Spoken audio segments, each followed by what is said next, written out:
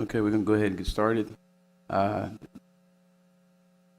Before we get started, please have everyone stand for the prayer and our pledge.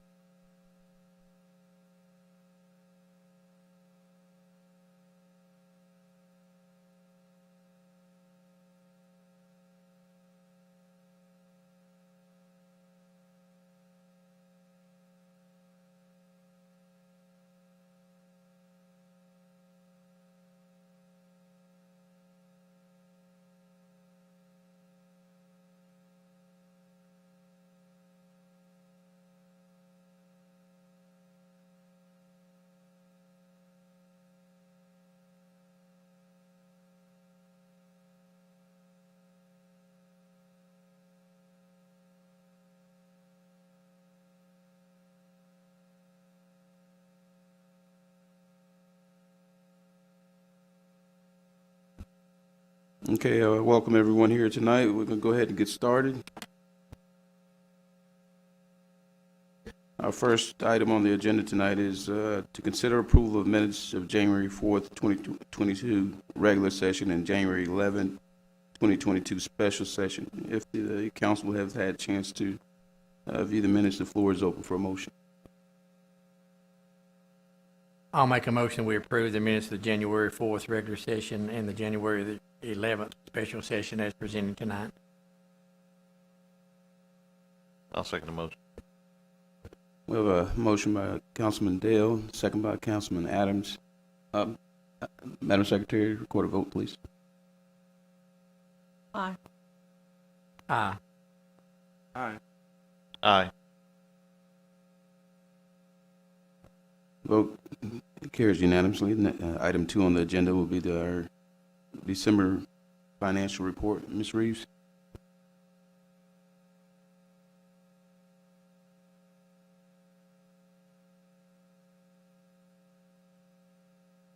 Thank you, Council. Attached are your financials for the report ending December 31st. The cash and investment reports are also included. We're approximately 25% through the budget year with approximately 75% remaining. We have collected about 43% of our sales tax, so that tells you how good we're doing on our sales tax collections. We're about 27% of our ad valorem tax. We have, we're about 7.85% over prior year collections, and about 13.94% over for the month of December for sales tax. For property tax, most of our revenue is taken in January and February, so I've already started looking at our property tax for January, and we're really good on that, and we've already started bringing in quite a bit of money for January. Utility fund, right now our water sales are about 5.78% of the prior year, and our sewer sales are about 0.82% above what we budgeted, and our sanitation's about 5.75%.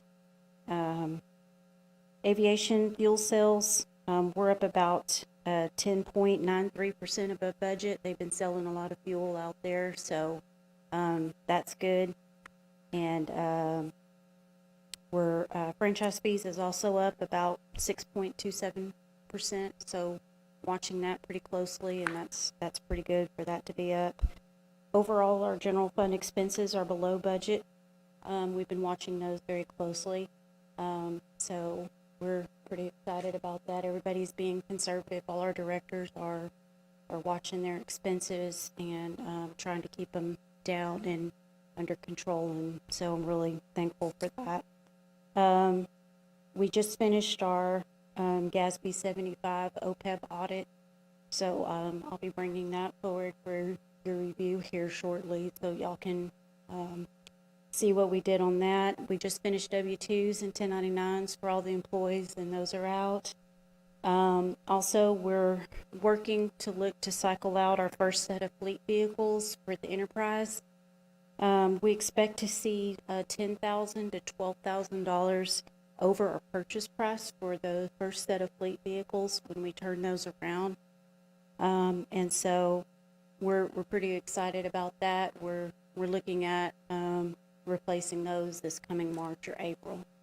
Let me ask you, is that to do with just the price of what used vehicles are going for now? Is that what they can contribute that to? Yes, sir. If you remember, we used to buy two, I think 3 pickups, public for the street and public works and utility a year for $100,000, and 2 police vehicles for $100,000. So we spent $200,000. With this lease, we pay this $200,000 every year, and then every year or year and a half or 2, we get new vehicles. They cycle them out again. So it's the same amount of money, but it's almost all of our fleet that we can pickups and cars and police and everything. So it's really working well, at least this year. Yeah. We'll be cycling out 23 trucks this year and replacing them with F-150s. So it's going to be really turn around because we're actually going to be making money on our trucks this year. Not only did we get to use the vehicles for a full year, but we're going to be making anywhere from $10,000 to $12,000 on every one of them. So. Let me ask you real quick too, to back up here on the aviation fuel sales. Is that are we selling that much more fuel, or is it again the increase of the price on the fuel? I think we have a little bit of the increase, but I think he's told me they've been very busy out at the airport. That they've had a lot of airplanes landing out there.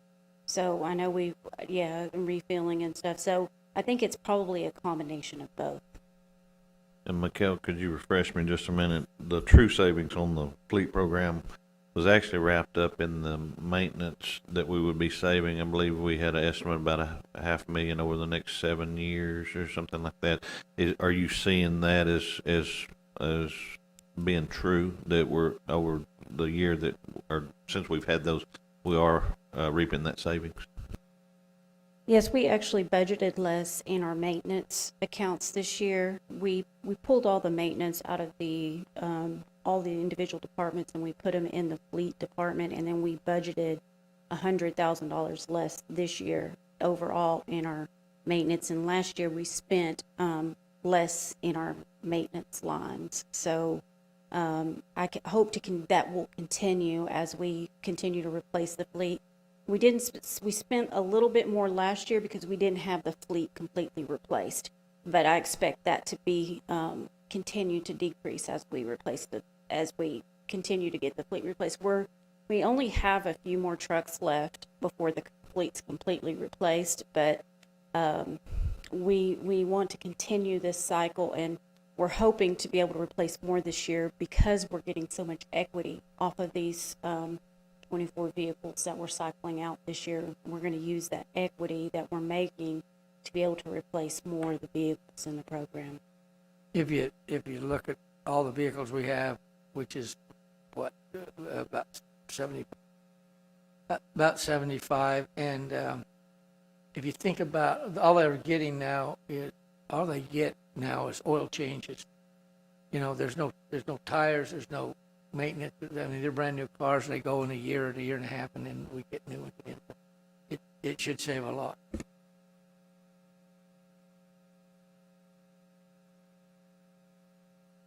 Mayor and Council, let me this is a good time to bring this up. I was going to do it in my report, but let me just say, we just got notified today, our auditors are here, but we just got notified today, Mikhail did, that our city received I didn't bring it in here, so it's the award for financial reporting for the audit reports for cities. It's really difficult to get. You got to make sure you meet their standards at a certain level. And it's very difficult to get the first time you apply for it. You know, we were here, did 1 year, and then applied for it after the first year. I told Mikkel, don't feel bad, because nobody gets the first year. They get maybe the second year or third, but she knew. But we got it this year, thankful to her and our auditors and everybody that's put our financial, I think you guys have noticed and realized that the financial system's in good shape here. But we did get that award recognizing the highest standard in reporting. In another year, this year, we'll try to get the same thing for our budget preparation, but that audit report, that audit award is really, everybody seeks after it, and it's not easy to get. You have to maintain it. Our auditors are good. They know, our auditor's actually on that review board, so knows what to do. But I want to thank Mikhail and her staff that has worked so hard to get that. It's amazing she got it. Very good job. Thank you. And thank you, and congratulations on that. When the plaque gets here, we'll have it presented to the city during the council meeting, but yeah. Congratulations. Well done. Okay, do we have any further questions? Thank you, Ms. Reeves. Okay, we'll go ahead and close item 2 on the agenda and move on to item 3. Item 3 is a presentation of pavement assessment and the 10-year plan.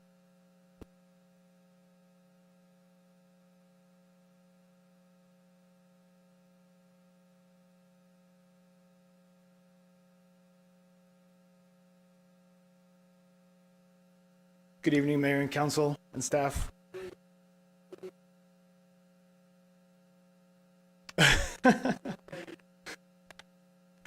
Well, I think this is my third or fourth time here, so I'm trying to make this as efficient as possible because I really appreciate the time that you give me to give these updates. But now I hopefully won't forget the next time, and then you'll call me out on it. It's Abiel Carrillo with KSA. I work closely with Lanny out of our McKinney office, and I'm here today to give you the next to final update on the pavement assessment project and the 10-year plan. The last couple of times that I was here, I promised that we would chip away at completing the model, and I'm happy to say that we have done that. And in front of you, I placed a table of all of the street segments in the city with the resulting PCI score. And you may remember from past presentations that the PCI stands for Pavement Condition Index. The full report will contain different sorting, ways of sorting the data, as well as a digital file, and then a web searchable version of the map that you also have in front of you to make it easy to be able to zoom in, look for a street segment, kind of correlate it. I know with these types of projects, everybody wants to zoom in on their street, which is a place that they know best, of course. And so that'll all be possible with the report.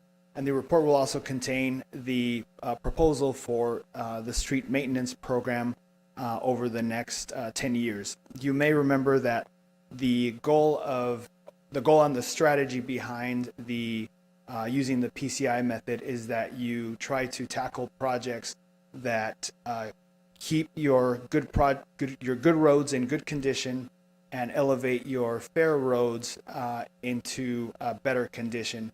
And that is a strategy that long term has been proven to save communities money. Knowing that the expectations of your street department and your constituents also involve repairing some of the roads that are in poor condition, the capital improvement plan most often includes some reconstruction projects strategically placed over time. So that'll be the next report that we'll present to you.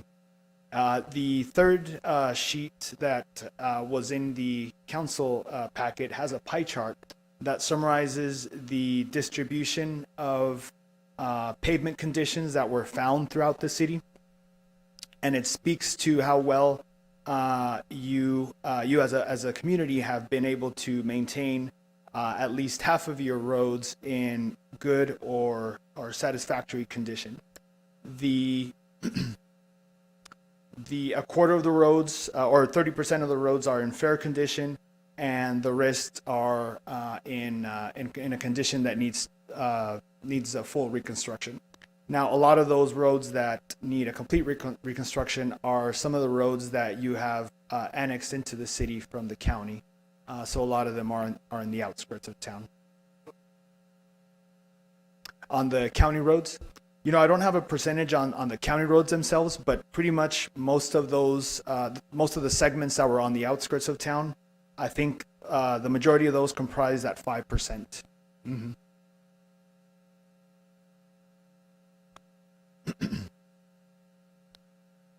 I also noted on the sheet that the information includes the resurfacing work that was done in 2021.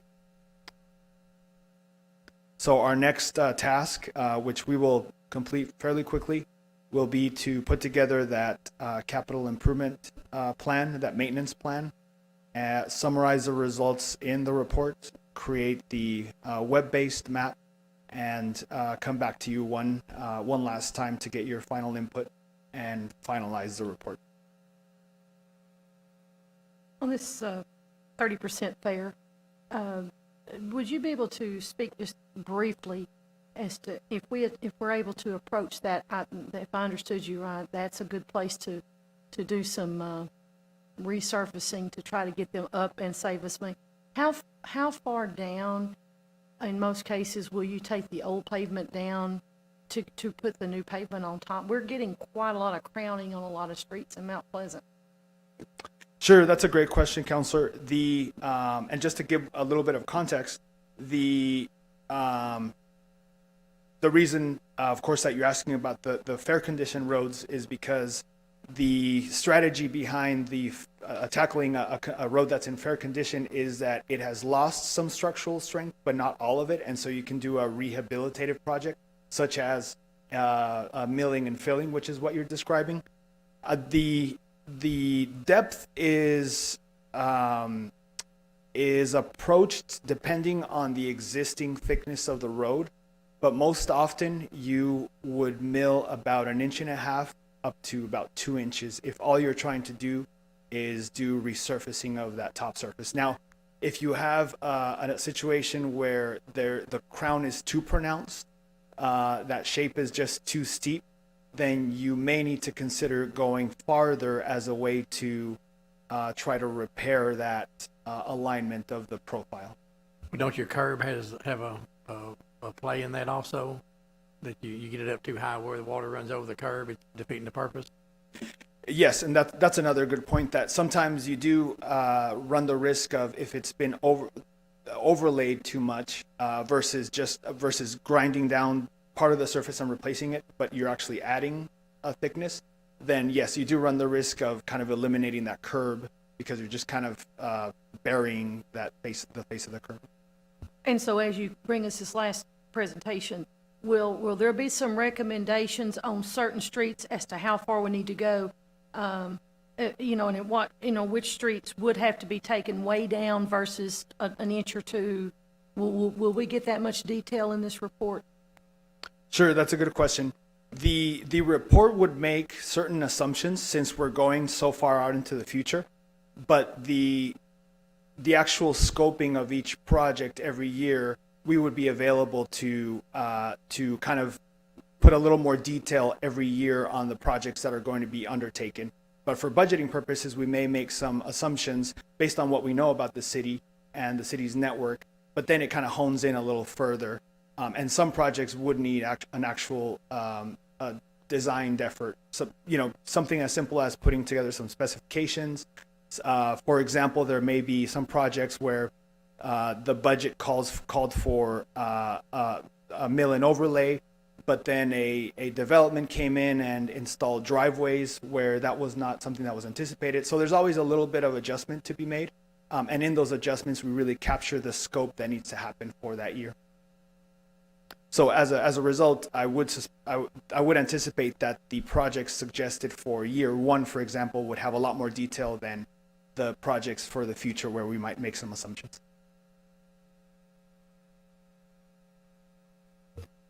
Okay, council, we have any further questions?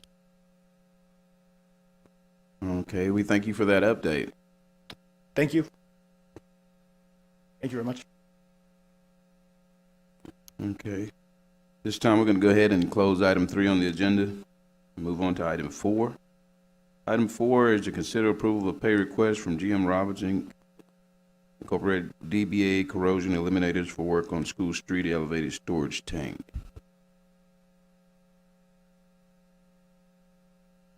Good evening, Mayor and Council. My name is Brittany Smith. I'll be reporting on the pay application.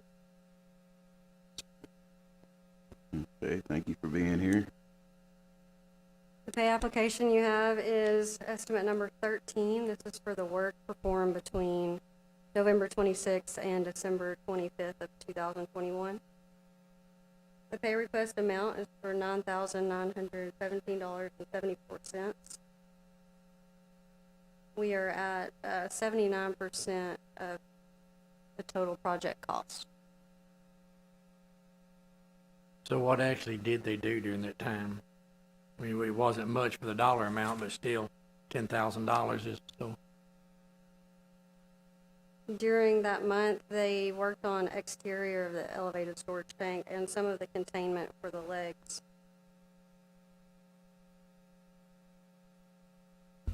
If we're at 79% on budget, what percent of work complete, and the remaining work, is it real expensive work? And, you know, I mean, how do you think we look financially on this? I would say they're on track with their spending. Question. How much work did they do last week?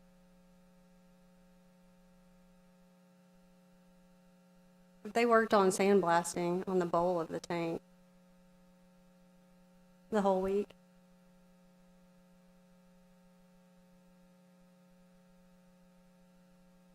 What do you think they did last week?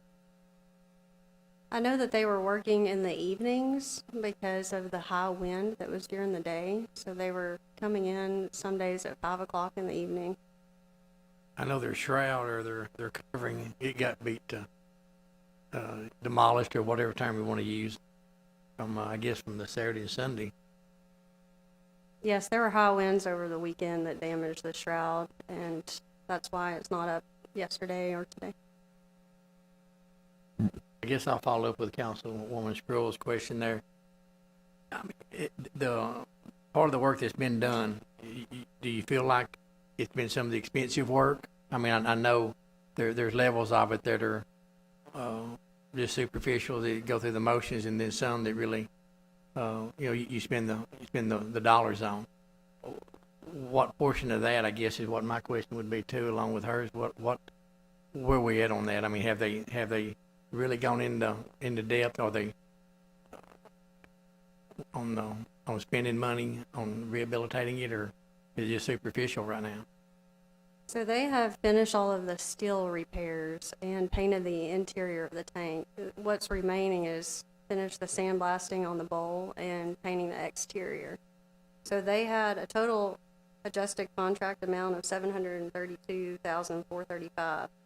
And amount paid, including this estimate, will be $551,285, with a remaining balance of $181,150. So this is mainly for labor? And painting. Now, they do have, they have a revised schedule that they've provided for completion in early to mid-February. Do you have an exact date on that?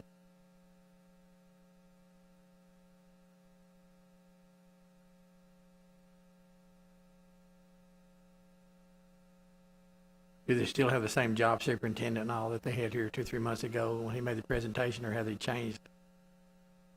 He is still there. Sherman is still there. The date I have is February 8th. That is pending weather. I've actually been probably one of the strongest opponents of and outspoken on this, and I really, it doesn't bother me to take that because my page is cut off here a little bit, so maybe you can see what I can't see. So tell me where we're at on contract time real quick. Original contract time was 210 days. By change order, we've added 90 days to that, so we were at an adjusted contract time of 300 days. That would put final completion on August 12th. Okay, so we should have been done August 12th. We're not. We do have liquidated damages on this. So I'll start this by saying of the 181,150 that we have in retainage, does that cover us for liquidated damage up to this point? Yes. Okay. And then I've just kind of had a thought. I told him last time that he came that if he was going to get the liquidated damages, he'd have to get it from these four instead of me. Because I had no intention of paying him to do that. And I'm kind of curious why he's not here today, because I thought when we had this come up, he would at least show up and give us some idea. But instead, he lets our engineers stand up here and try to answer questions for him. But I actually kind of had a deal, you know, I kind of in my mind, I thought, okay, so, you know, we've had bad situations, bad weather, bad, whatever you want to call it. You can call it COVID, you can call it anything you want to. But at some point, when she says their estimated timeline is the 8th of February, in my mind, I thought, well, if he's here today, I'll say, you know what, if you can finish it by the 8th of February, maybe I go ahead and pay you all your money and we go on and everybody's happy. You're done with the job. You get your full amount of money. But we don't even get the respect of the contractor showing up to tell us that. And that bothers me, because if y'all will remember last time he came up, I said, I would really prefer that you and your boss show up and give me an idea of how to resolve the situation instead of us sitting up here trying to figure out how to resolve the situation for him.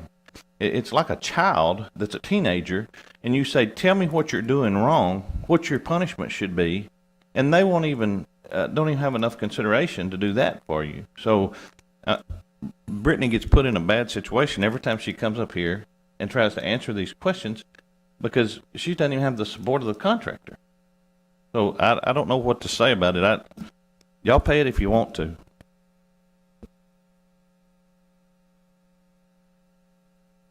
Okay. Did you have something? Well, I'm just going to add that that the contractor has some other issues to deal with too. We've got citizens who park their vehicles there at Walgreens and who have now come to the city letting us know if they've got specks of white paint on their vehicles. So they're going to have to address how they're going to rectify that problem and pay for those expenses. Is that a recent comment from the city? Okay, I haven't heard that one yet. Yes, Brittany. In the past 2 weeks, several citizens have come forth letting us know that, I guess back when they were spraying some white primer up there, the wind was blowing and it drifted on down to some vehicles. And do you have the contact information for those vehicle owners? I can pass that along to the contractor if you want to provide it. I have a question. Let me ask this question. On the city's behalf, would there be anything that I just recommend that we table the issue until the contractor can come to discuss? Well, we can make that motion here. If there's no more questions, Brittany, one more thing. Okay, so you're asking for, all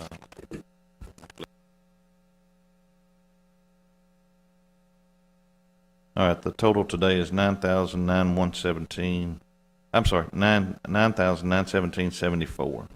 Okay, so that work, you're saying that the 181 that we have left in retainage will cover the liquidated damages plus our retainage, and have they completed enough work to get the payment today? And if we don't pay that payment, is there any repercussion for that? By not paying that payment and saying, I want you to come explain to me, is there any repercussion for that? It's possible that the contractor doesn't work until they get paid. I can't say that they will or won't. That is a possibility, though.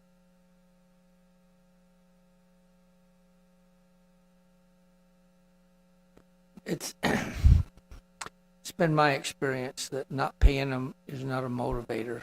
I'm not saying you shouldn't pay them, or that you should pay them. I'm just saying at this point where we are, if most of the money we have left, they're 25% from finished, and if most of that money is used up in liquidated damages, then it's, I mean, not paying them is not going to get the job done. We probably ought to move on with getting another contractor and going. Because it's going to sit there for a long time if you stop paying them. I agree with that, and I think putting it. Good.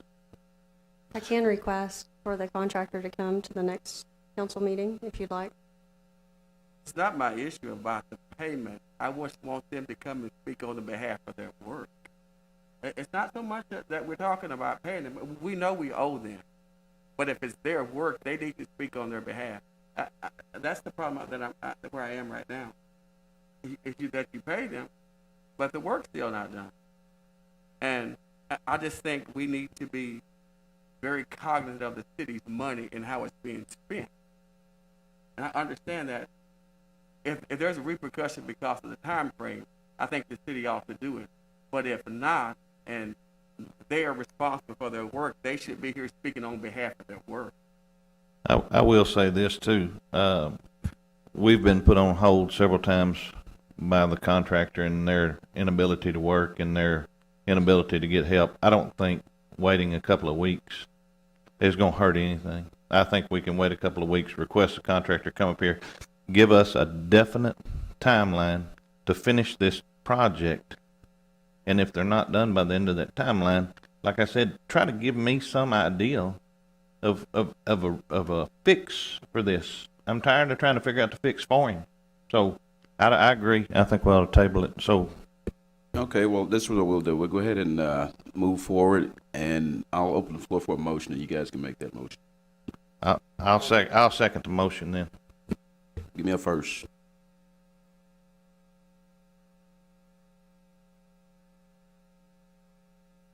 Motion we have a motion by Councilman Walker, second by Councilman Adams. That's what I'm saying.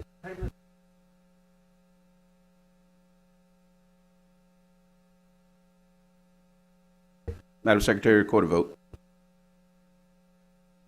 Aye. Nay.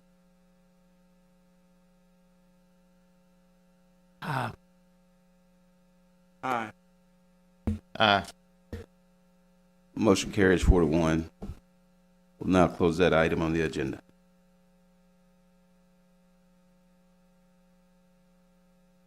At this time, we'll go ahead and move on to our next item, which is item 5.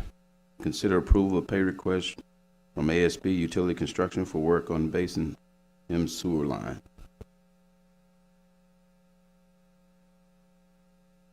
Brittany Smith with KSA.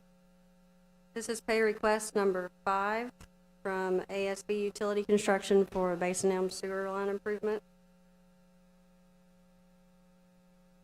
This pay request is in the amount of $139,122.75. This is also for the work completed between November 26th through December 25th of 2021.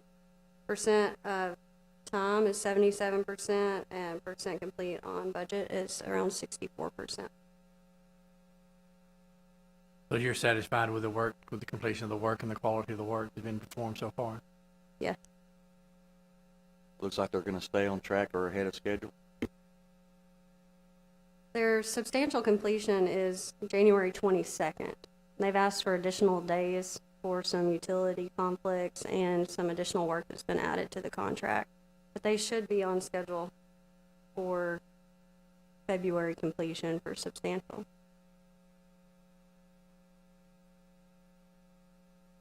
Okay, if there's no further questions, the floor will be open for motion. I'll make a motion that we approve this pay request from ASB Utility Construction for the work on the Basin M sewer line as presented. I'll second that. Have a motion by Councilman Dale, second by Councilman Chappelle. Madam Secretary, record a vote, please. Aye. Aye. Aye. Aye. Aye. Motion carried unanimously. We'll now close item 5 on the agenda and move on to item 6. Item 6 is to consider approval of Resolution 2022-3 for reserve at Choctaw for proposed development for affordable rental housing. Mayor and council, Mr. Steve Martin's here from the Housing Authority. They're proposing a project called the Reserve at Choctaw for development of affordable housing. As you know, when they do this, they need a resolution from the city saying we support that and for their application. And so this is what this is. We propose that we recommend approval. And if there's any questions for Mr. Martin, he's available to come up and answer. Steve, when will you know that if you get this or not? Yes, Mr. Could you please come up?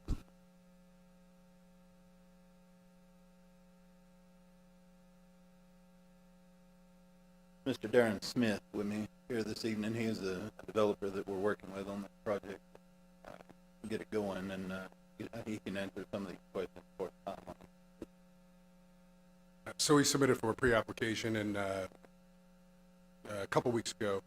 We will know in July if we get a full award, but there'll be checks along the way. So full applications are due first day in March, and then of course there's like scoring log, and then they underwrite you and that sort of thing. So right now we're in a pretty good position. Awesome. Good. How many units or houses will be added for dwellings or whatever the category is? Is that the total number of units you have out there? I forget.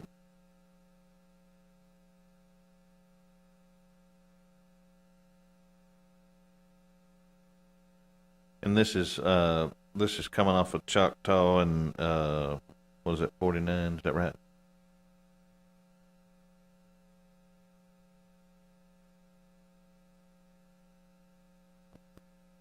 Good.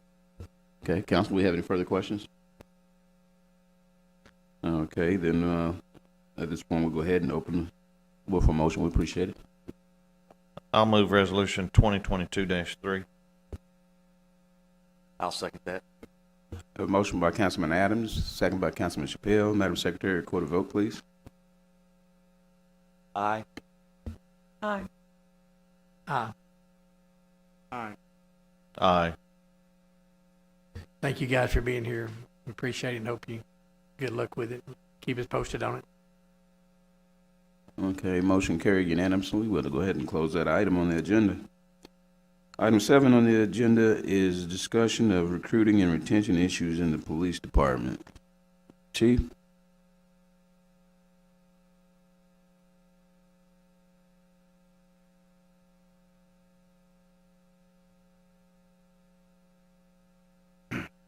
Good evening, Council and Mayor. Thank you for spending a few minutes of your time listening to me as I talk about recruiting and retention issues in the police department. So we currently have 5 vacancies at the police department. We're anticipating any day another person receiving an offer from another department to transfer that department, and we'll have a 6th vacancy. I'm hearing rumors that I have a ISD that's currently trying to recruit one of my officers as well. Over the last 5 years, we have lost 28 sworn positions with our police department out of 33. Now, obviously, those aren't the same people, but 28 out of 33 is quite a large turnover over a 5-year period for our police department. That's only included 2 retirements. One was last year, and the other one was about 5 years ago. And then when I speak with my employees and ask about retirements we've had at the police department, I get blank stares because they're not sure. It just doesn't seem to be common. So with that 5 employee vacancy, we currently, actually it's not 5 anymore. We just sent 2 people to an academy this week. One was a new hire and one was one of our dispatchers who wanted to become a police officer. So we've sent them to the Kilgore Academy, and that academy will last anywhere from 5 to 7 months based on the timeline currently offered by those academies because of, with COVID, sometimes they have to shut their doors for a few weeks if a class gets sick or starts passing something around. I think the last recruit we sent a year ago, November, took 7 months for that academy to complete. We didn't see him out on the street for a while. So as you know, after we send people to an academy, if we hire them as new recruits and not already certified police officers, they come back and then they spend another 14 weeks doing a field training program. We also put them through a 1-month in-house training program where they learn our policies and procedures. And we add some training to what was already taught at the Cole Academy, where we feel there's some things they need to know about how we operate and function here in our police department. And so total, with that 5 to 7 months plus another about 4 months, 4.5 months, is quite a long period of time to get somebody out onto the street. So these 2 that we just sent, we'll probably see them in about October, where they'll start taking calls for service on their own. And so now this is not an issue just relative to us. Over the last couple of years, law enforcement across the country has seen a change in resignations. I think from 2019 and 2020 to 2020 and 2021, the police departments across the country saw about an 18% increase in resignations. And they also saw a significant increase in retirements, which we didn't see. We currently only have, I think, 1 person eligible for retirement here in Mount Pleasant at our department. So I've looked at it over time. We actually have a spreadsheet where they've tracked those 28 people and why they left, how long they were here for. And what I find is we've lost about 11 to other agencies. We've probably lost a similar number to private sector. Some have been terminated or not passed their field training, which is something is always a risk when we send somebody to the academy. They come back, and then when we put them on the street and ask them to actually do the job, they struggle and they are unable to fulfill our standards. And so they don't pass through field training, which is frustrating after that 5 to 7 month academy. Also, in examining our police department, I found a couple other what I would term weaknesses. Our sergeants and lieutenants, when we promote them, if they're at a topped out officer wage, in order to get promoted, they get about a 3% increase to become a sergeant. But there's a cost there, right? There's legal liability that they accept as supervisors. They lose all their seniority and they start over, so they go back usually to a graveyard shift. If they were in a specialized assignment, oftentimes they lose those specialized assignments. And then they're the supervisor. So they or their corporal have to work every shift, one of the two. They can't, so their opportunity to take time off has also decreased a little bit. We've recently had a corporal promotion process where we open it up and ask people who are willing to be corporals in our department to test, and I had 2 people put in. We've promoted one of them, but their stipend is actually very little money. It's about 3 hours of overtime a month is what their stipend is to be a corporal. And they have the same issue. They have to, our opening was on a graveyard shift, and we had people who didn't want to go to a graveyard shift for $100 a month, essentially. So they lose that seniority. They start over in seniority as a corporal.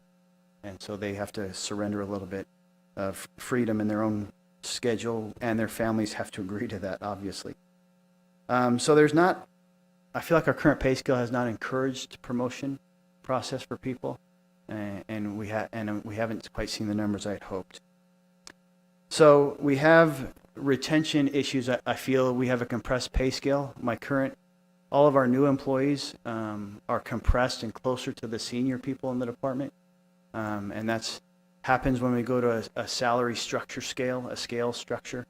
I have several people actually who have been here for a while, though, who are on a different step than people that were hired at the same time several years ago. And I don't know why. I can't answer that question, why they would be on a different pay scale than somebody who was hired during the same year. All I can tell you is I'm as baffled as you are. I don't know. So we have those issues as well. We are competing. It is a strong market for,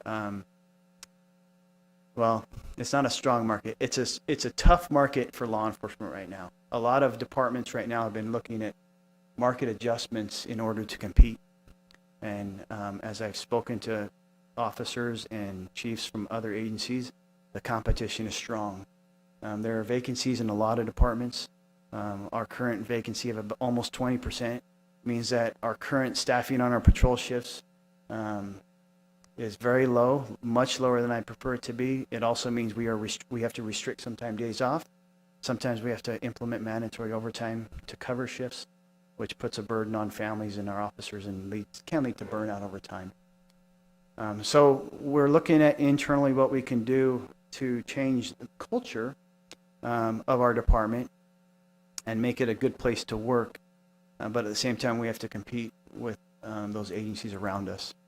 The salary survey that was presented to you in 2019 was actually, those numbers were actually about a year old. The recruiting team had taken those salaries and then took, as they produced it, a lot of those agencies had already given budgetary increases by the time that STEP program was implemented here. Cheryl has done a salary wage study at that same market and found that of those 10 agencies, 8 are currently looking at market adjustments or already have approved market adjustments currently mid-year, or actually not, we're not even mid-year yet. We also found that our top wage and our lowest wage, or our entry wage, were low compared to that market, so we're below the average for that market. And this started when I was looking at trying to hire some new officers, and so I looked at our bottom pay compared to some of the agencies around us, and I was a little stunned to find that we were lower than most of them. And in order to remain competitive, I feel like we need to repair that. So that's some of the issues we're having. And obviously the shifts or the filling, I thought we would get more lateral applications when I came here from other agencies. If I want to be very frank with you, most of our officers work twice as hard at a lot of agencies around us. And I think that somewhat prevents some people from putting in from smaller agencies around us. They come to 2 to 3 times the call load and a very busy street, especially during the day. We keep our officers busy, so that the work they have to put in is higher as well. So we just haven't seen that certified category of officers from other agencies putting in like I thought we would. And so that number of vacancies when I came on was 3. We lost a couple, went to 5. We hired 1. We lost a couple. It's just been an ebb and flow, and I'm trying to gain ground to get us at full staffing and maintain us there. And probably with all the growth we've seen, we probably need to increase staffing a little bit, but that's a conversation for another day until we can get to full staffing. So I wanted to come to you and just kind of tell you what's going on with us, with our staffing and with our recruiting issues and retention. But when you say, are you comparing it to, who are you comparing it to in the state average? The folks in this particular area, or what areas of Texas are you referring to?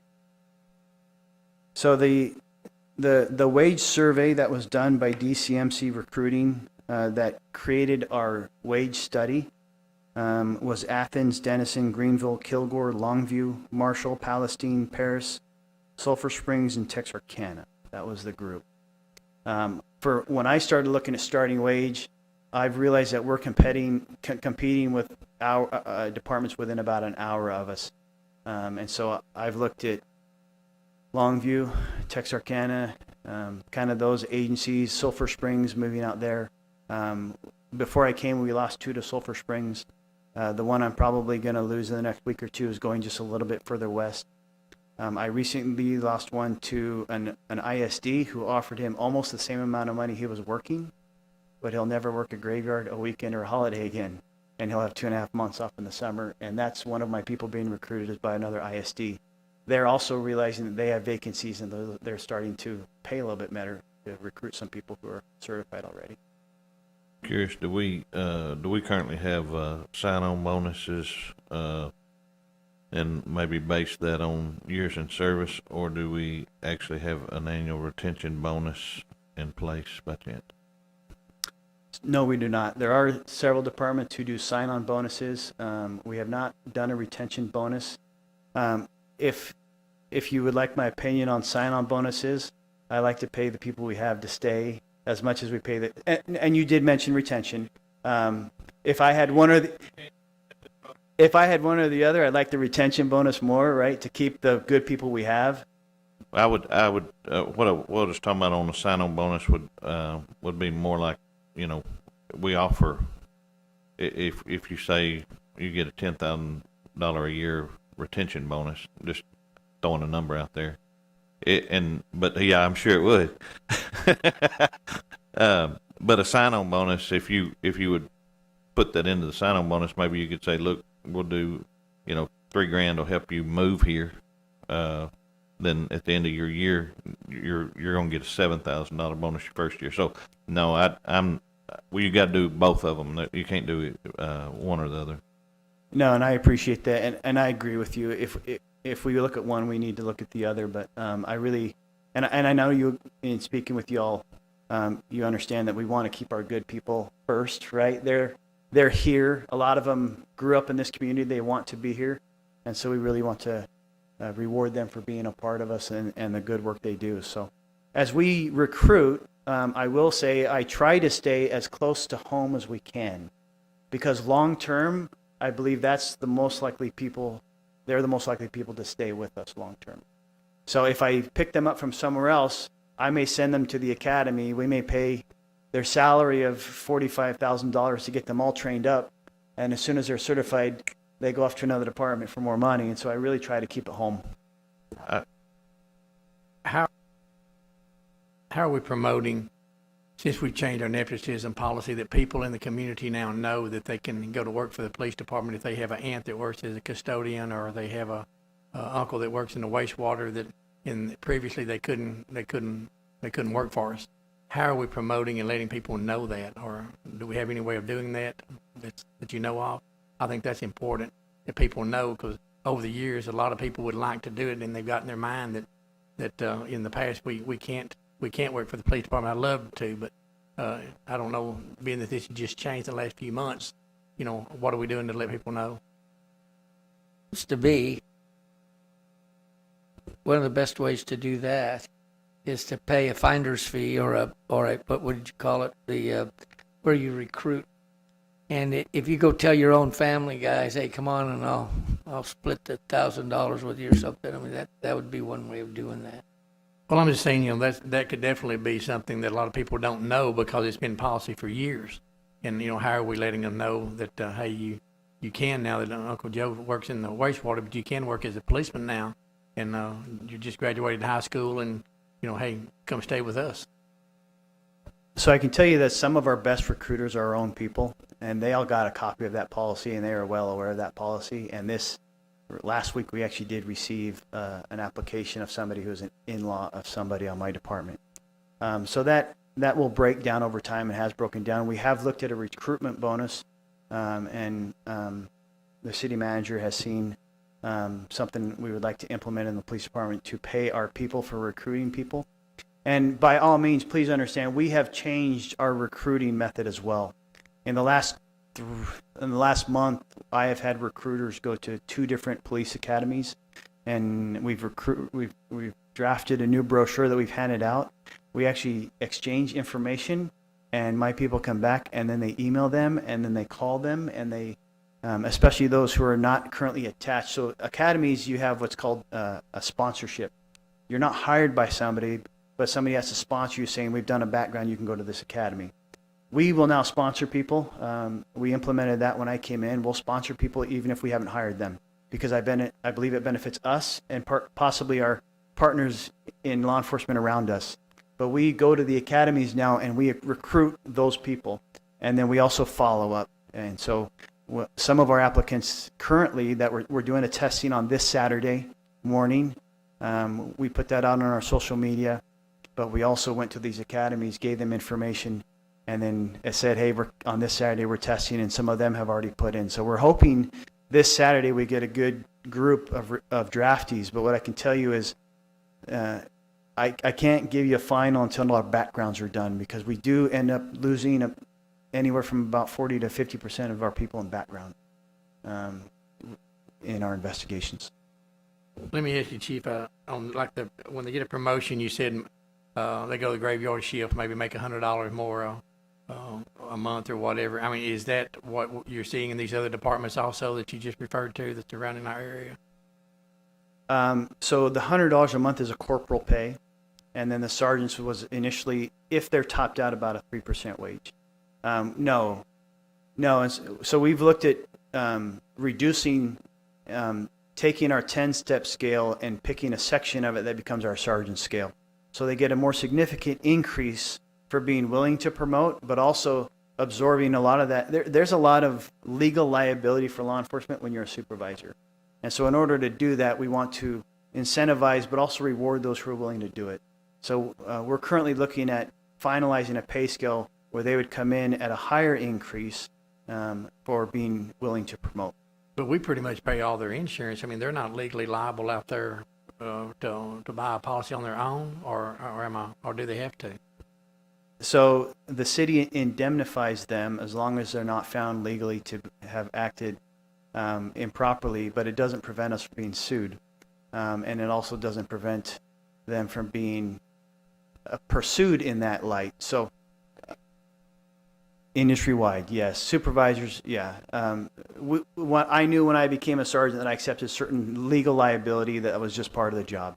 But we want to incentivize that for our people who are willing to do that. And I went to swing shift and then graveyard shift for the next 2.5 years.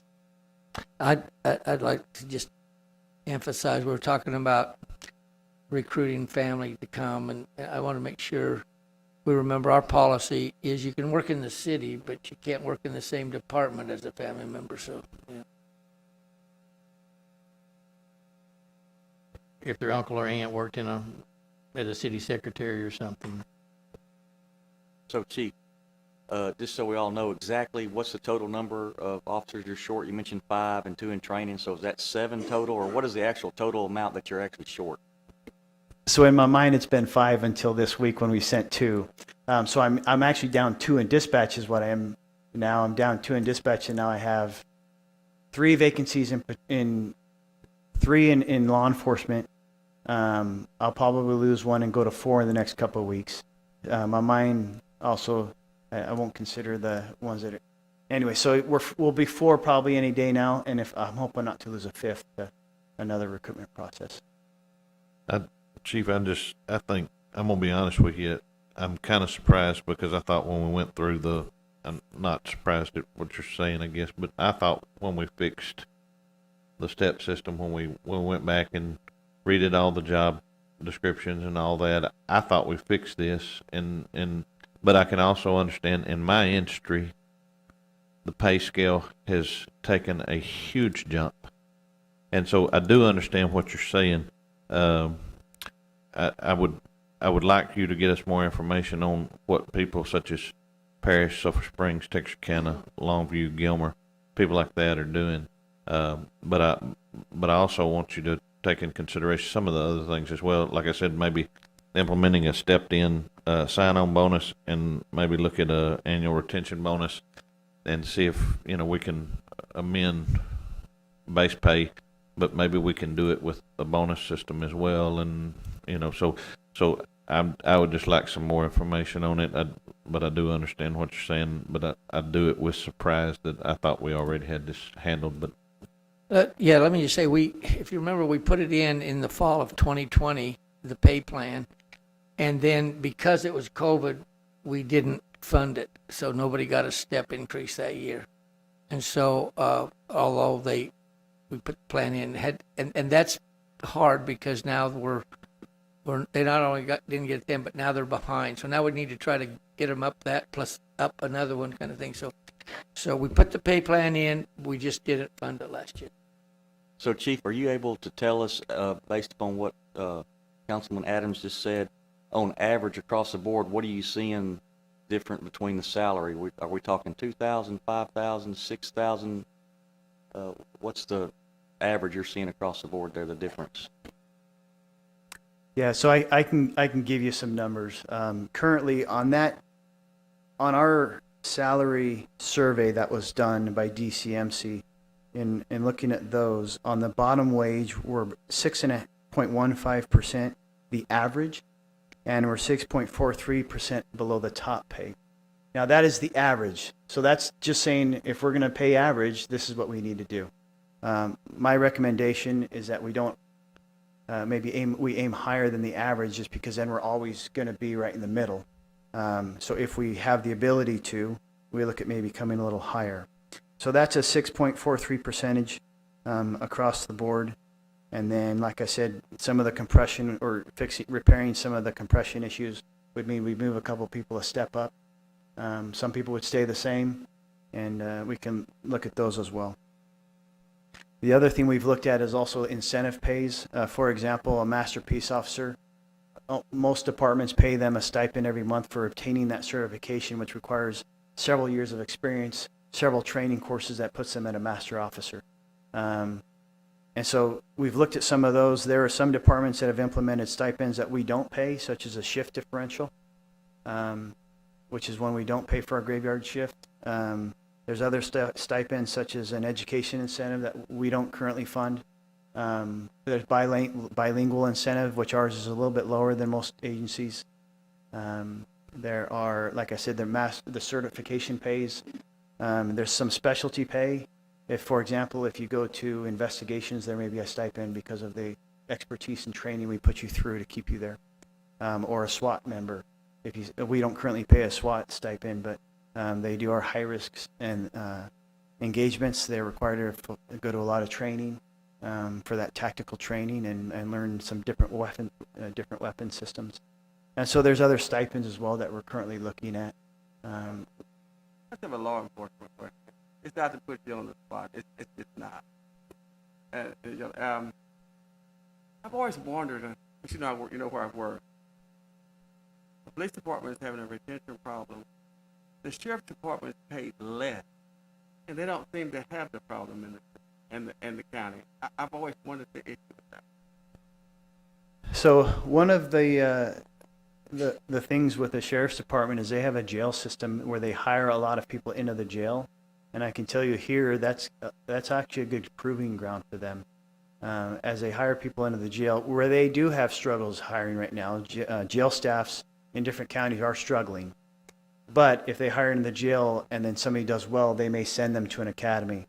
But as I said earlier, our call volume is much higher. Our daytime population is much higher. Our officers require or go to a lot more calls for service. And so you do have a different call volume standard.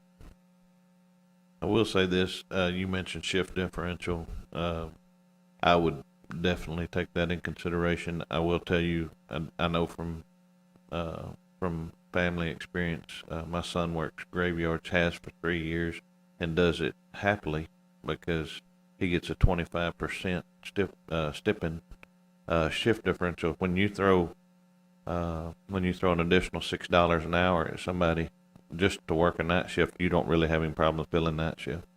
I wish you wouldn't have said that percentage out loud, because I've never heard that high. Now I had a friend in IT that got a 10%. I worked for a police department previously where it was a 5% and a swing shift was a 2.5%. I know some departments do an hourly wage increase where they give an extra 50 cents an hour or $1 an hour. So yeah, we are looking at those, and we're really trying to make sure that we present a complete package to you.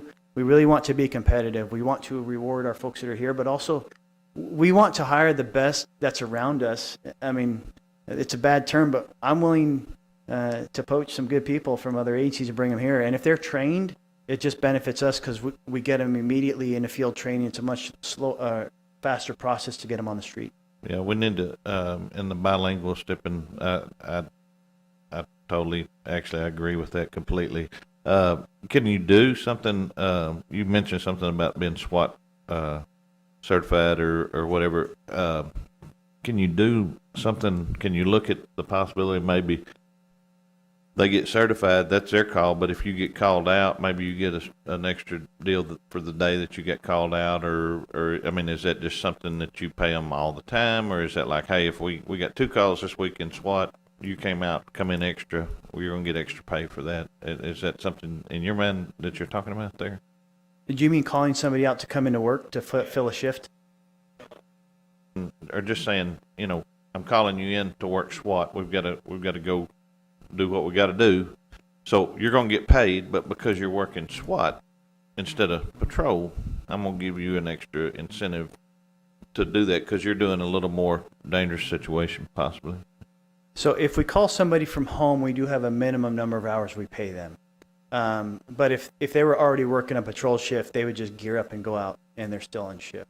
But then we usually call somebody often to backfill the field, so we can still answer the calls for service that are coming in. Because if during the daytime, if we use our SWAT team, we may have 1 or 2 on shift. We need a backfill, so we call somebody in. They're going to get a minimum number of hours, but get paid overtime for when they work, for coming in. So we always have a detective who's on call every day of the week, 24 hours a day, and we always have an officer who's on call 24 hours a day, 7 days a week. And we end up calling them in pretty regularly. They get a minimum of 2 hours of work, and then we pay them anything beyond that they work. It's something that we can look at changing. Some places will actually pay what's called a standby pay, which means whether or not you get called in, you get maybe a 1 hour of overtime for the weekend for being on call, because you're not supposed to drink alcohol, you're not supposed to go out of town, you're supposed to be available. So it does restrict some of their personal life too when we do that. Mayor and council, I'd like to just also advise that as we look at this, we need to look somewhat at the other employees. We have the same compression issue with the other employees. Nobody got a step increase in 2020. So we've got some people that just came to work that are making the same as somebody that came to work 2 years ago, that kind of thing. So we need to move some of them out. And also we have the same certification issue in our water and wastewater departments, where they have to be certified to even keep a job here, and they work on it. And in most of the cities I've been in, there is that same certification pay. As they get it, they get the certification pay. And then one other thing with the wastewater and water, those guys are out like the police at the middle of the night in the wintertime, up there wasting water and whatever, trying to get stuff, holidays. And so right now we pay our utility employees the same range, the same salaries we do the parks and the public works street employees. In fact, we have a lot of wastewater and water guys that are certified, some of them while I've been here, that left there and went to work for the parks so they could work 5 days a week and not week. So we really need, and we've recognized that, Cheryl and I have talked about it, we need to raise the utility department and a couple of ranges up so that those people have those jobs, have the incentive to keep them, and people have incentive to go there rather than go down for the same money. It is a hazardous job as well, so we do have that issue. And the last thing I'll just add is, one of the things that's driving this for the police department is the competitiveness of the market right now. It really is. If you look on TML or if you look at job boards, about every department out there is hiring and trying to fill gaps, and they're struggling to do so. So they have become very competitive with one. Usually, throughout my career, sign-on bonuses were a thing that I've only seen for a short period of time, then they go away. And I've only seen them maybe once before, but right now you see them all over the place. It's a very competitive market, and the market's changing quickly. And like I said, in Cheryl reaching out to those 10 cities, 8 of the 10 are already looking at additional market adjustments, if not already made decisions to implement them. So there is a little bit of expediency for us on trying to address this as we can.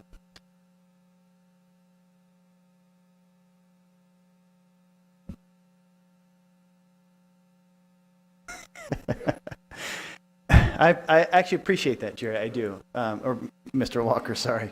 So I think initially I need to repair the compression issue, my supervisor issue, and the market adjustment. So that market adjustment of 6.43% to get us to the average would be my minimum request. That we repair that, we fix the compression, and we do all of that. I think down the road, maybe policy-wise, we need to decide where we want to pay in relationship to our market that we're going to look at. Are we going to stay in the middle, or are we going to look at maybe a higher percentage? And I think as we continue to do market analysis and continue to do this yearly, then we can see where some of that incentive pays change. They may increase in one agency, they may offer incentives that we currently don't. I've been asked several times about incentive pays that we currently don't offer by my folks. because they talked to a buddy in another agency that's offering that same pay.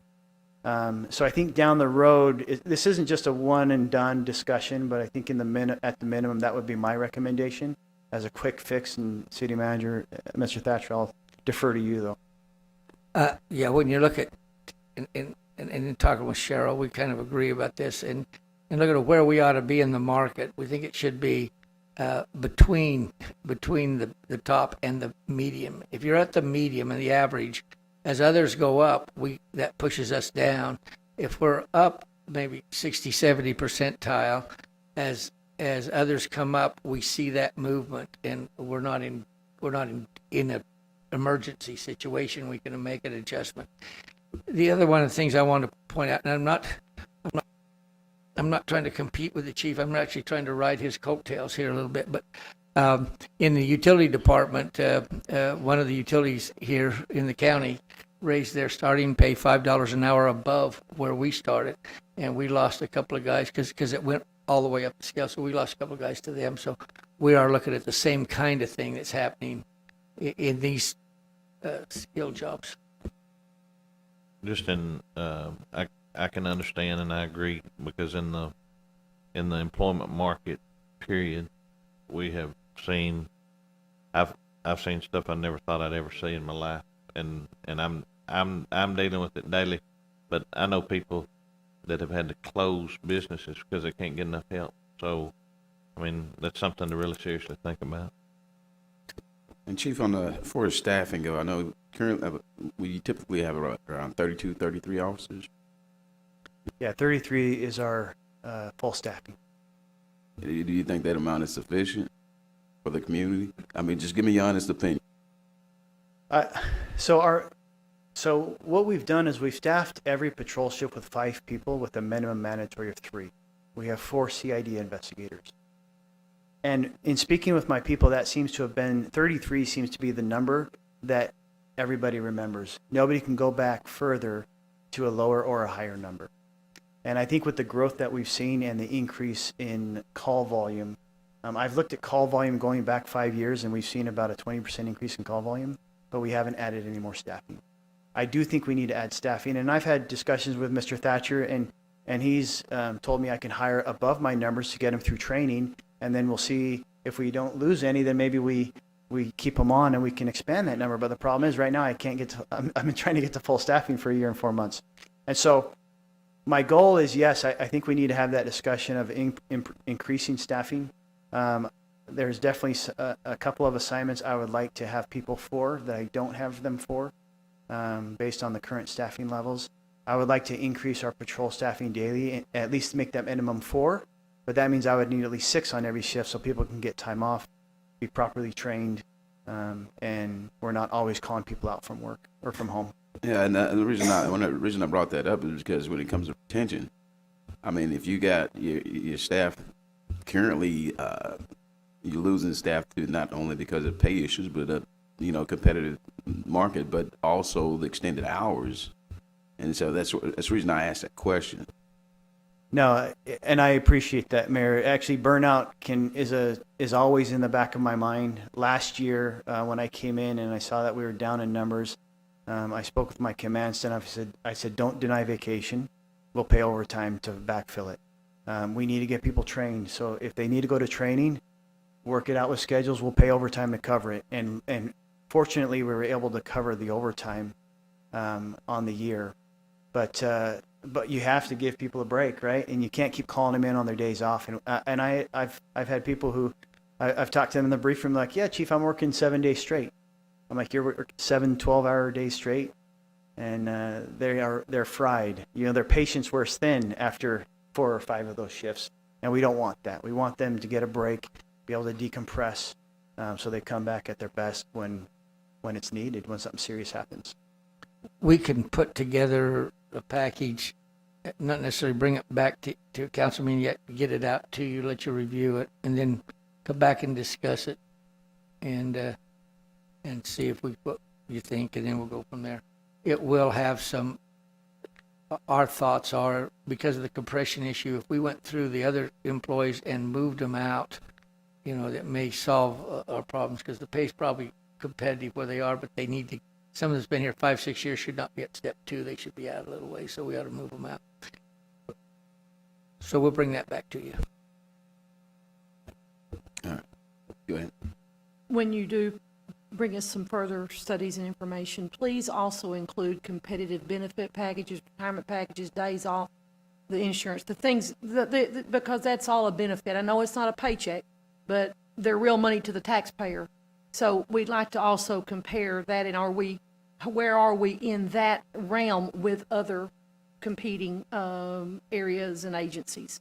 Well, and I'll right up front, I'll tell you the new vacation schedule was one of those things that did put us on par with the market, and it was a great change for our employees with the new vacation schedule we went to. So that was something that was great for our people.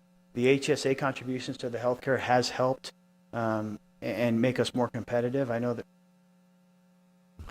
But on that subject, if you remember, we've got consultants working now to do away with the HSA, to keep the money, but to do a self-funded deductible, which will take the deductible from $5,000 down to about $1,000, and then down for the family too.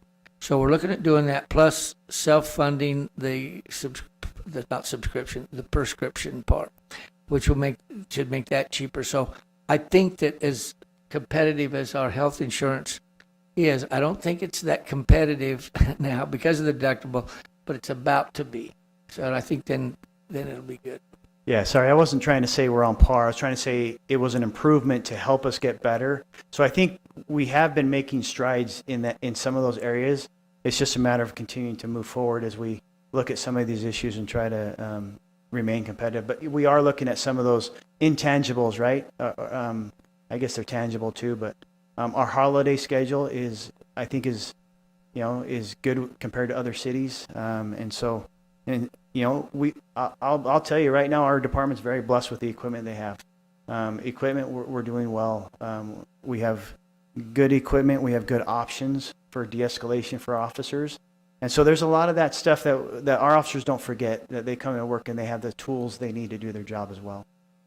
I'm glad you brought that up, because that was running through my mind that we've, over the last 8 or 10 years, we've given the police department an awful lot, for them to make them be better police officers. That you got to have I was in the restaurant business for 100 years, as you know, and you had to have the proper equipment and had to have it being able to operate properly. In the same way with you guys. So that's a factor. But this insurance, all the fringe benefits, sometimes they look strictly at pay. I mean, some people look at what they bring home, and that's it. And the insurance they're not interested in. And I've always said insurance is something that's not worth a darn until you need it. Period. It's a liability until you need it, no matter if it's car, life, health, whatever. So sometimes they don't. So I agree with Councilwoman Sproul that that's something that's very important to look at the whole picture of what we're offering, the equipment, the fringe benefits, extra days off, all of that stuff figured in, and then put it out and say, okay, this is, and I know it's what you're doing, and we appreciate that, and appreciate you making the presentation tonight, and we understand the labor shortage. Anybody that's in business understands that it's all across this nation, and I don't think it's going away tomorrow. I would ask, I was thinking, on the statistics, do you see in the smaller cities a lower percentage? I mean, I know the big cities, we understand the New Yorks, the Chicagos, the LAs, where do you want to stop? I understand those people retiring, getting the heck out of Dodge, so to speak. But are we seeing the same percentage in the smaller cities like Mount Pleasant? I'm not even saying like Longview or Texarkana. I'm saying our size town that these officers have and I know anybody you pull over, I understand is capable of pulling a gun and killing you. I understand that it's not a respecter of, because we're in Mayberry, USA. But I'm just saying, do we see the percentages less in our smaller towns? Are police officers leaving, or are officers wanting to come to smaller towns like ours because of the various reasons? So the numbers of 18% and 43% were nationwide, and they weren't broken down by size of department. I can tell you that I didn't speak about staffing because most of the staffing overall numbers were reduced in larger departments. The smaller departments haven't seen a reduction in staffing as part of their staffing maximum, and we have not either. But I can talk to you about a lot of the chiefs locally that I've talked to in smaller agencies, and they're struggling to hire as well. I've talked to a couple who have said, I'm probably going to have to send to the academy, which is something we haven't done because we're a smaller agency. We just can't afford to wait 10 months to have somebody out on the street. But it's kind of like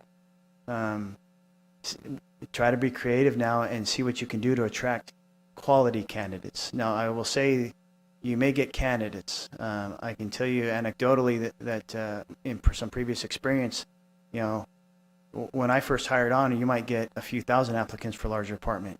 But now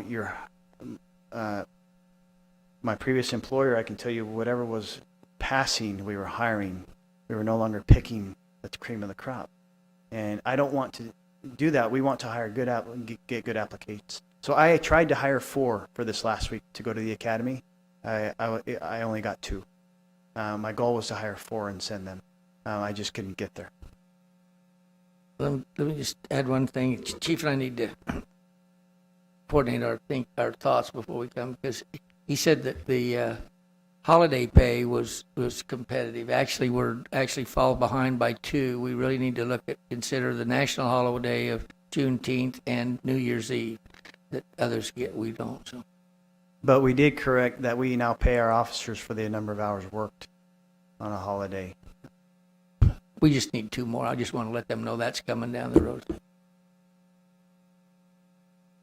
We got it. So you can see nothing surreptitious going on, apparently. Any more questions? Yes, when you're also looking at options, I don't know if this would work in the police field. I don't know about the structure of things necessarily. I know in the private sector sometimes we offer a few things like for our employees, like a menu, if you will. I know that some people would rather have less of this and more of this. Maybe we could find some flexibility in a menu type option for them to help pick some of their structure, their benefits. I don't know how we could get very detailed. And again, I do want to emphasize the peripherals and the other things. And we may be below on that too, but I'd like if we're going to study this, let's look at the whole meal, not just the entree, but let's look at the sides and the dessert, which should be retirement and all that stuff, please. Yeah, no, I'm not trying to trick you. We are looking at everything. We are looking at all those other things that entice people to come work for us, and we just want to make sure we get the best applicants possible and that we get them to stay here. We feel like we spend a lot of time training people so that they can respond as best as possible to any kind of incident in the city, but also a lot of that is also how they treat our people. And so it really, when we lose senior officers, they're in their prime. They're the calmest, they're the nicest, they've had the best experience, and to lose them after a few years, it's frustrating because we got them in that sweet spot now, and so we really just want to work to resolve that and keep our people. Okay. Thanks, Chief. We really appreciate it.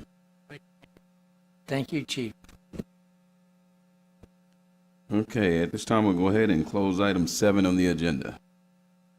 Our next item on the agenda is to hold a public hearing and consider approval of ordinance number 2021-25 for the request of Syed Hussain, applicant owner, for a zoning change from commercial district to a planned development district for a townhome development on a 3.677 acre tract of land situated in the G.W. Graves Survey, abstract number 246, Titus County, Texas, and in the city of Mount Pleasant, and being all the remainder of a tract conveyed to Amos Rockwell in a deed found in volume 271, page 157 of the deed records of Titus County, Texas, and all of the remainder of the first tract and all of the remainder of the second tract conveyed to Amos Rockwell in a deed found in volume 172, page 402 of the deed records of Titus County, Texas, and generally located on the north side of Tennyson Road, east of U.S. Highway 271. Take any action necessary. Council members, let me just say Robert LaCroix was here earlier, had to go home emergency thing, and I appreciate John Ankrum, who's here to take care of the item. John. Thank you, Mr. Thatcher. Thank you, Mayor, council members. The applicant is Syed Hussain. He's requesting a rezoning of the property with the intent to construct individual-owned townhomes on separately platted lots. In order for the development to occur, a zoning change from commercial to PD is being requested. The PD will address the size of the lots, the setbacks, right-of-way, building elevations, parking, etc. The surrounding properties are zoned commercial with some general retail to the east and an apartment development to the north, with Walmart development further to the east, some single-family development. This is a vacant, I believe it's 45, correct, and there'll be townhomes, not apartments. Yes. Yeah, there's elevations there of the proposed buildings. The vacant lot directly to the east of it is owned by Cypress Creek Land Development, which is the current owner of the adjacent Cypress Creek apartments. With the surrounding properties already being zoned commercial and the existence of the multifamily apartment complex to the east, the proposed townhomes apartments is a logical transition to the commercial use along Jefferson Street. The property was recently zoned commercial, however, the planned development district is required as we have no zoning for townhomes. And the December 14th, 2021 meeting, Planning and Zoning Commission approved the request 3 votes to 0. Will this be a gated community? No.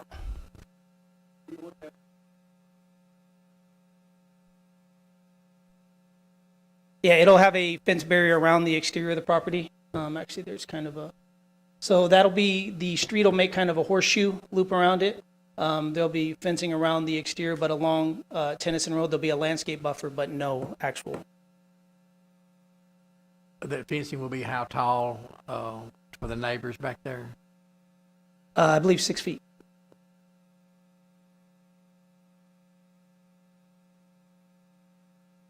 Say that again. The back of it off of Tennyson is just bumping up against the Walmart parking lot, and then I guess the east side of it would bump up against the apartments. Is that correct? Actually, it's behind Discount Tire, so the back of it actually bumps up to Chili's and the vacant lot next door.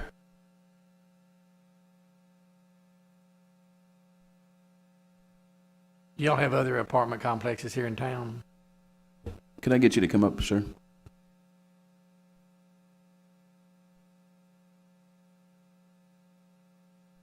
No, we don't have any complexes here, but we do have experience in Dallas. You live in Dallas now, or do you? We live in Dallas. I see here we got a letter. I'm just curious. I guess this would be for John. That was for the rezoning request, and this is can't hardly read this here. Maybe it's just me, but is this someone that owns property adjacent there from Dallas or something? Yeah, to be honest with you, I'm not sure. Robert gave me this morning, but the owners live on Windsor Drive. It looks like it's Peter. Oh, I can't hardly make out the last name, but they were in support of it if council was. It says. Yeah, I see that Windsor Lane there you're talking about, but that's Dallas, Texas. I understand. So they have property adjoining this property? I mean, I'm not sure, to be honest. I'm not sure. Robert just told me to hand this out before the meeting to let you know we got this response back. But as to what property owners they are and where it came from, I'm not sure. I would just guess, not knowing, but I would certainly assume that they have property close by there because they had been contacted to have been able to do a letter. I'm just curious what property they have. If it's that vacant lot there? Well, the vacant lot, it wouldn't be the vacant lot because the vacant lot next door to them is owned by Cypress Creek Apartments. So they would have to be within 200 feet of the property. Where exactly, I'm not sure. Tim, I'd like to point out that Ms. Stewart also put in a letter of support, and she is across the street from that property.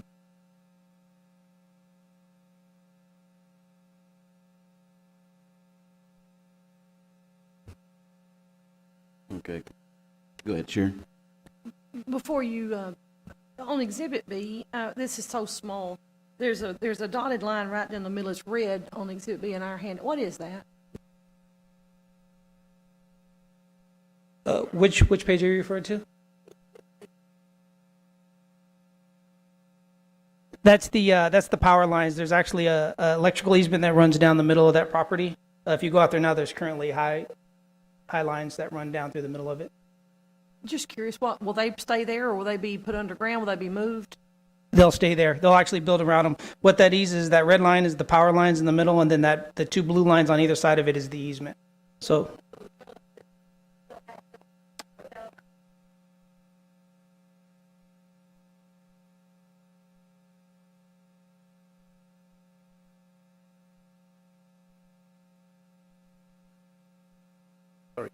Yeah, the backyard of the apartments, just in front of the right-of-way, they'll be clear away. But the right-of-way itself will be clear for the SWEPCO guys to come in and do their work and move around. And we'll make it nice, so it should be, kind of amicable, not something that you dread. So, you say they will, the people that own the is that SWEPCO or is that Bowie Cass? it's SWEPCO. So they're the ones gonna keep it nice? Your subdivision's not gonna keep it mowed and nice? We'll make it nice. We'll have a homeowners, which we will make sure it's all kept nice, because people can throw stuff and all that, so we want to make sure that's clean. SWEPCO won't keep it maintained weekly. It's a annual kind of thing they do. I know times change, but initially, just a curiosity question, I guess. Are you building these for? Do you plan on keeping these? Do you plan on flipping them, or? We are planning to sell them, and what we are trying to do, we're trying to make them quality. We've got a pretty good, appearance and design, so that we come to the little bit, middle to higher end folks coming in. So which means this should be a very decent place for people to move in and own the property there. Okay, John, I got a question for you. It says we're doing this as a planned development district, right? So we've got control over quality issues, over materials used, we're making sure that this is going to be top-notch stuff. Yeah, there's actually the PD. It's kind of in there, but it covers everything from minimum sizes, which is 1,500 square foot per unit, to brick or stone. It has to be 80% masonry construction. It covers all the landscaping, the open area. If you look on the thing there, there's a little pocket park that's located within the community there, which will be maintained by the HOA as well. So it covers all open space in there as well. Okay, thank you. And we plan to do the stucco on the outside, which means, it's very rare on some of these complexes that are built, but we want to make sure it's a kind of good addition to the city. And are they single story, and they are fee simple? In other words, they will be sold, not rented. Is that correct? Yeah, that's correct. Each unit will have its own platted lot. So they will be sold as single family residents. Two-story. Right there, yeah. They'll be two-story. Again, each unit is two-story. There'll be an upstairs for the owner, but not one unit on top of the other, correct? That's correct, yeah. They'll be two-story. The garage right there will separate the units essentially. And they'll be two-story each unit, but it'll be the same owner on each floor. Does that commons area, does that have a swimming pool or anything, or just We don't have that much space here, but we do have a park place that we'll make it for the amenity, like people to, sit and relax, take a walk, because it's a good piece of the road which can help people to move. And Okay. All right, thank you, sir. Do we have any more questions on this? Okay, this is a public hearing at this time. Is anyone in the public who would like to come up and comment on this item? Okay, we'll go ahead and close the public hearing part of it and open the floor for a motion. I'll move approval of ordinance 2021-25. I'll second that. Okay, we have a motion by Councilman Adams, second by Councilman Chappelle. Madam Secretary, record a vote, please. Aye. Aye. Aye. Aye. Aye. Motion carries unanimously. We'll now close that item on the agenda. Thank you guys for being here tonight. Our next item on the agenda, item 9, is to consider approval of incentive agreement with Mount Pleasant CFA Series LLC for the purpose of bringing Chick Fil A to the city of Mount Pleasant. Yes, Mayor and Council, I think you all know, but I don't know if anybody else knows, Mount Pleasant CFA Series LLC stands for Mount Pleasant Chick Fil A Series. So I spelled it out so everybody knows that this is to bring Chick Fil A here. So the agreement's in front of you, and I hope I contacted everybody. I realized during the weekend I'd failed, so I sent another email out. But we contacted Greg Lascosti, who you all know, represents the Chick Fil A, and told him that we would, the city would offer $175,000 as an incentive, which he, by the way, he went a few days without calling me, but he has COVID. He did last week in Florida, so he sounded pretty sick. But he called and he said, "Tell the council we appreciate them working with us, and we'll get this working." So they plan on accepting that and going on with it. The other thing I mentioned to him, and I talked with Kerry today, we'd like to put this, the 175 is paid when it's finished and Chick Fil A takes ownership of it. One thing we want to put in there is, so he understands, that if he finishes it and Chick Fil A backs out and he wants to put something else there, that we don't pay the 175. So we want to put a statement in. Kerry's going to fix that up, put that in there. So the vote to approve it, we'd like to have it tonight, but with the understanding that there's a statement in there that it has to be Chick Fil A or we won't pay the payment. I think it's understood, but we just want to make sure there's a clause in there, and we recommend approval. Hey, Ed, question on the terms. It says the term of this agreement shall not be for a total period not to exceed 5 years. Can you elaborate on that? I mean, I don't even know why it's referring to 5 years, why we would need it for 5 years. Right. I guess I can't answer that. We did have our bond attorney look at it, and Kerry thought it was fine. I think he's just giving himself some margin. It should be built, and he wants it done. You guys heard him by the end of this year, first of 2023, and have them taken place. So we probably could squish that down a little bit, but I think, as he gave all himself time to close and do all the work, he's been very generous with the time out there. So probably giving himself some time.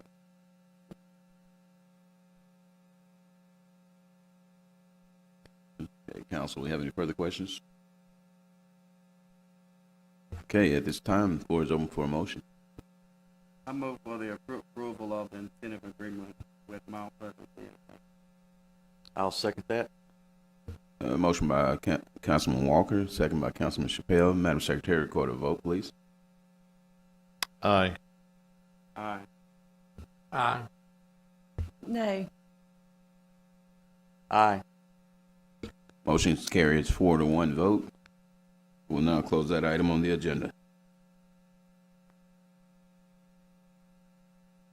Item 10 is public comment. At this time, if anyone in the public would like to come up to the podium and speak, please state your name and address for the public at this time.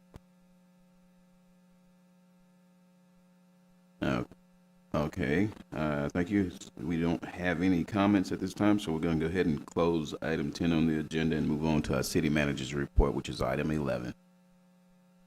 I just have a couple of things. I'd like to point out, I'd like to tell my employees here, I appreciate you coming.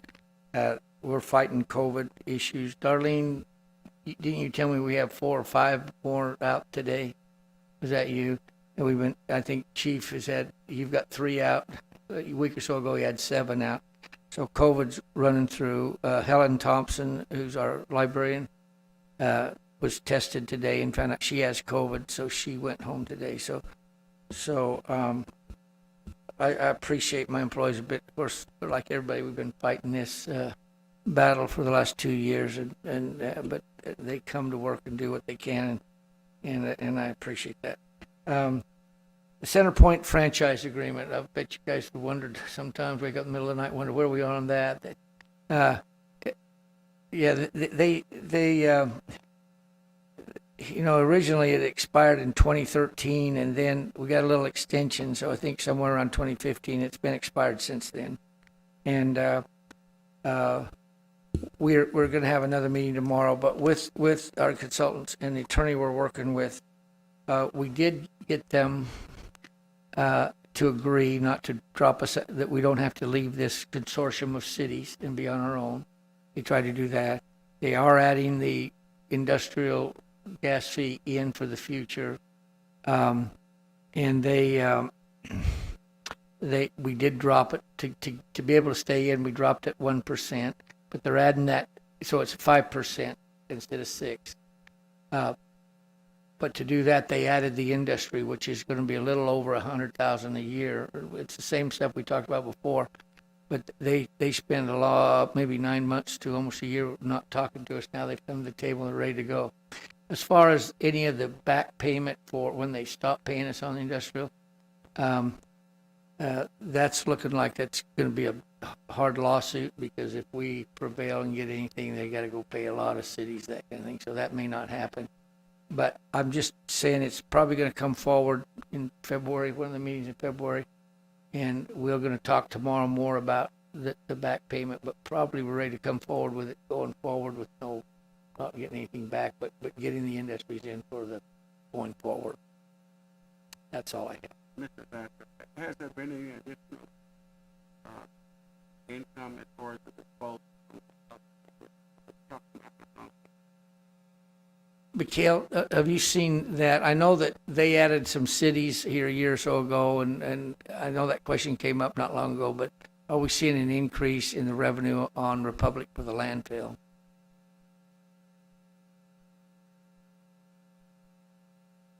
Can't understand you, Ham. I would have to check to see what that exact number was, but I have noticed that the revenue line has increased. So I'm not sure what the exact number from Republic is, but I can get that number and report it on my next financial report. Do a comparison with the last year or two and then this year. Yes, sir. Thank you. I know, I agree. And I remember that we had some other cities they was bringing online. They was going to be bringing the product in, and also there was a product at Kilgore, I think, like they brought in 2-3 years ago, if I remember, that they were looking at bringing in, on a temporary basis. But yet it was a real windfall for the city. Okay, I will have that in the next council meeting in a graph format for you. All right, thank you. We thank you, Mika. Okay. If we have no questions for Mr. Thatcher, we'll go ahead and close the city manager's report. Okay, at this time, the council will go into executive session pursuant to Open Meetings Act, Chapter 551, Texas Government Code. The city council will recess into executive session to discuss the following: real property, to discuss purchase, exchange, lease, or value of real property; consultation with legal counsel regarding personnel matters involving city officers and/or employees. At this time, the council will go into executive session.